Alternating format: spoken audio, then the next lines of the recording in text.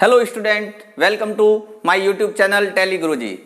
मैं एमडी वैष्णव आपके सामने लेकर आया हूं एक महत्वपूर्ण जानकारी हिंदी विषय से संबंधित, जिसको अधिकतर लोग हिंदी के धुरंधर जिनको कहते हैं वो भी नहीं जानते हैं। तो आज की जानकारी आपके लिए बहुत ही महत्वपूर्ण साबित होगी। तो इसके लिए आप मेरे साथ में बने रहिएगा और मेरा वीडियो को फर्स्ट से लास्ट तक पूरा ध्यान से देखिएगा। ये जानकारी आपके लिए बहुत ही महत्वपूर्ण साबित होगी। तो लीजिए शुरू करते हैं, हम कुछ उदाहरण के साथ में शुरू करते हैं आज की जानकारी को। तो मेरा आज का टॉपिक है स हलंत का उच्चारण। स हलंत का उच्चारण। मित्रों, अधिकतर हम देखते हैं कि जहां पर स हलंत का उपयोग होता है, स हलंत को हम सामान्य भाषा में, अपन बोलचाल की भाषा में आधा स भी कहते हैं। जहां पर आधे स का उपयोग होता है तो वहां पर कहीं तो ई ध्वनि से उसका उच्चारण शुरू करते हैं और कहीं पर उसका सीधा स के उच्चारण से ही शुरू करते हैं। तो ये हमारी वर्तनी का दोष है। इस वर्तनी के दोष के बारे में हम संपूर्ण व्याख्या करेंगे, संपूर्ण रूप से इसको समझेंगे। तो ध्यान से देखिएगा। मैं कुछ उदाहरण से शुरू करता हूं। जैसे मैंने यहां लिखा है, जैसे कि स्कूल, तो इसकी ध्वनि हम पढ़ रहे हैं, ई से शुरू हो रही है, स्कूल। यहां पर ई की ध्वनि से शुरू होती है। इसी तरीके से दूसरा हम उदाहरण लेते हैं,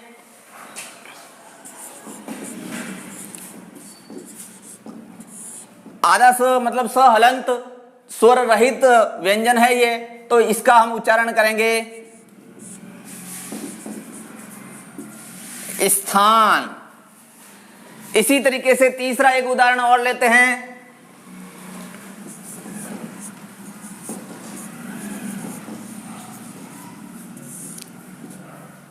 स्टेशन। इसको अपन पढ़ते हैं स्टेशन। ऐसे बहुत सारे उदाहरण और हम समझेंगे, लेकिन इसके साथ में दूसरी तरफ हम समझते हैं।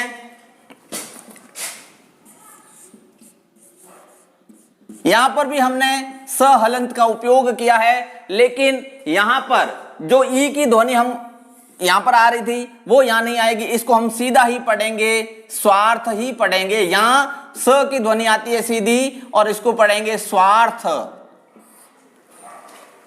ऐसा ही उदाहरण दूसरा, स्वाभिमान। यहां भी सीधी सी ध्वनि आती है आधे स की, जिसको अपन ऐसे लिखे या फिर स हलंत ऐसे भी लिख सकते हैं।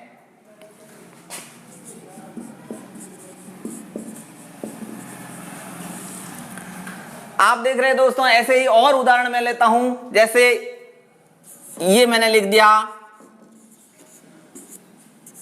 इसको पढ़ते हैं स्पर्म।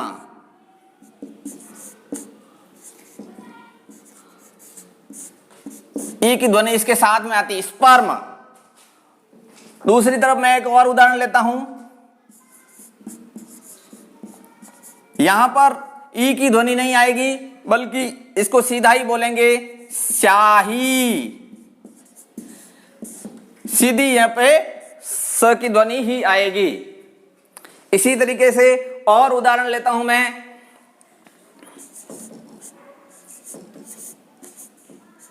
स्टूल।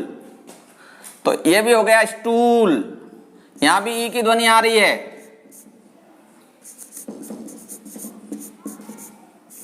और उदाहरण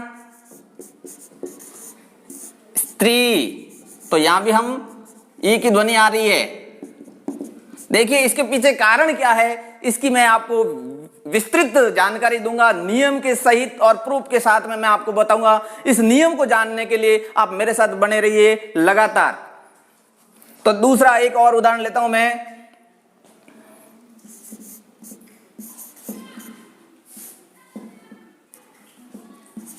स्लेवरी। तो यहां भी मित्रों ई की ध्वनि नहीं आई है, सीधा स हलंत का उच्चारण आया प्लस इसको हम सीधा ही स्लेवरी पढ़ेंगे, न कि स्लेवरी। स्लेवरी इसका उच्चारण अपन नहीं कर सकते। इसी तरीके से और उदाहरण, बहुत सारे उदाहरण हैं।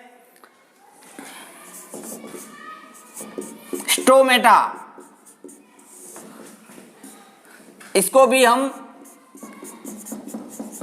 ई की ध्वनि से शुरू करेंगे, स्टोमेटा। इधर दूसरा उदाहरण है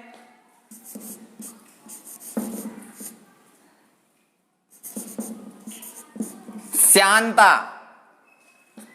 तो इसमें भी स हलंत आया सीधा,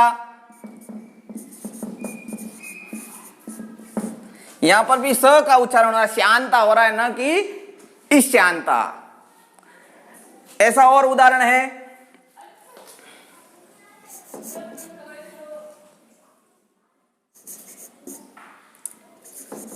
स्नान। स्नान, स्नान पढ़ते हैं इसको भी। और इधर देखें हम स्नान, इधर और देखें उदाहरण, तो आधा स के नीचे ये र आता है, तो इन दोनों को मिलाकर हम श्राव पढ़ते हैं, न कि स्राव। इसको भी हम श्राव पढ़ते हैं। तो ऐसे और बहुत सारे उदाहरण हैं। तो आप समझ गए होंगे, जहां पर दोनों ही तरफ लिखने की जो लिपि है वहां पर दोनों ही तरफ आधा स मतलब स हलंत का प्रयोग हो रहा है, लेकिन उच्चारण वर्तनी दोष है। ये जो उदाहरण मैंने लिए हैं इसमें ई की ध्वनि का आभास हो रहा है, जबकि दूसरी तरफ जो मैंने उदाहरण लिए हैं इसमें ई की ध्वनि का कोई आभास नहीं हो रहा है, सीधा स का ही उच्चारण हो रहा है। तो इसका क्या कारण है, इसका नियम हम समझेंगे। इस नियम को जानने के लिए मेरा ये वीडियो पूरा ध्यान से देखना। तो देखिए, चलते हैं अपन आगे अपने नियम की तरफ। और भी आप ऐसे उदाहरण बता सकते हो मुझे। आपको पता होगा कई शब्द ऐसे और है जहां पर ई की ध्वनि से शुरुआत होती है। तो अपना नियम को जानेंगे अभी, ध्यान से देखिएगा। इसके पीछे एक छोटा सा नियम काम करता है। देखिए मित्रों, अब मैं आपको नियम बता रहा हूं। किस नियम के तहत ऐसा होता है, जहां भी स हलंत का प्रयोग होता है, यदि स हलंत के तुरंत पश्चात अंतस्थ व्यंजन, कौन से होते हैं आपको पता होगा अंतस्थ व्यंजन, य, र, ल और व, ये चार व्यंजन यदि स हलंत के, स हलंत का मतलब आधा स, जिसको अपन स्थानीय बोलचाल की भाषा में कहते हैं आधा स, आधे स के बाद में तुरंत यदि अंतस्थ व्यंजन य, र या ल और व, इनमें से कोई सा भी एक व्यंजन आता है, उस समय यानी कि उस शब्द में हमेशा स का सीधा उच्चारण होगा, ई का उच्चारण का आभास नहीं होगा।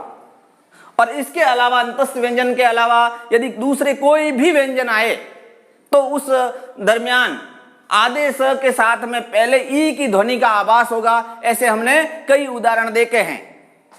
तो और उदाहरण ले सकते हैं ऐसे, जैसे आप बताइए मुझे ऐसा कौन सा हो सकता है, स्थान, यहां भी ई की ध्वनि का आभास हो रहा है। और दूसरी तरफ जैसे इसको हम पढ़ेंगे स्लम। स्लम का मतलब होता है झुग्गी बस्ती, अंग्रेजी शब्द है ये स्लम। तो यहां पर सीधा स का उच्चारण हुआ है। जैसे दूसरा और उदाहरण ले सकते हैं अपन, स्याह। स्याह यह भी एक हिंदी का शब्द है, तो यहां भी सीधा स का प्रयोग हुआ है।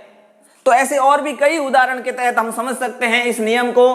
तो मैंने आपको बताया स हलंत के बाद में य, र, ल, व, इनमें से कोई सा भी अगर व्यंजन आता है तो सीधा सा आपका स का उच्चारण होगा, न कि इसके साथ में ई का आभास होगा। इसके अलावा कोई भी व्यंजन आता है तो ई की ध्वनि से शुरुआत होगी। लेकिन वास्तव में अगर समझें तो जो ई की ध्वनि का आभास हो रहा है वो अपना एक वर्तनी दोष है। ई की ध्वनि का उच्चारण करना वर्तनी की दृष्टि से अशुद्ध है। तो सही उच्चारण क्या होगा? जैसे स्कूल, तो इसको हम पढ़ते हैं स्कूल, स्कूल जो उच्चारण कर रहे हैं वो बिल्कुल गलत है, ये अपना वर्तनी दोष है। तो इसको कैसे पढ़ा जाना चाहिए? इसको पढ़ने के लिए मैं आपको सीधा सा एक सिंपल सा उदाहरण समझाता हूं। जैसे हमारे कुकर की सीटी स्टार्ट होती है, जैसे ऐसे आवाज आती, कुकर की सीटी शुरू होती, तो आप जब इसको पढ़ेंगे तब स्कूल नहीं पढ़ के इसको पढ़ना है स्कूल, स्कूल ऐसे पढ़ना है। जैसे अपन पढ़ते हैं स्थान, गलत, स्थान नहीं, स्थान, स्थान, स्थान पढ़ना है इसको। तो इसी तरीके से जैसे ये पढ़ रहे हैं स्वाभिमान, ये तो बिल्कुल सिंपल, इसके पीछे व आ गया यानी कि अंतस्थ व्यंजन आ गया तो स से शुरू हो रहा है, बिल्कुल सही उच्चारण है।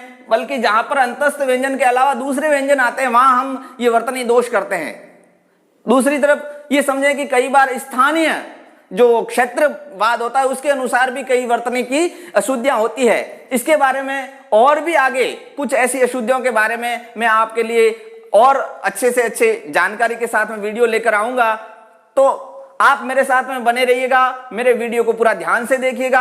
आपको ये मेरी जानकारी अच्छी लगी हो तो आप मेरे इस वीडियो को लाइक करें, अपने मित्रों के साथ शेयर करें और मेरे इस चैनल को सब्सक्राइब जरूर करें ताकि आपको मेरे आने वाले अच्छे से अच्छे वीडियो जानकारी के साथ में आपको तुरंत प्राप्त हो जाए। मित्रों, इसी के साथ में आपकी सहानुभूति मेरे साथ बनी रहे। धन्यवाद। जय हिंद।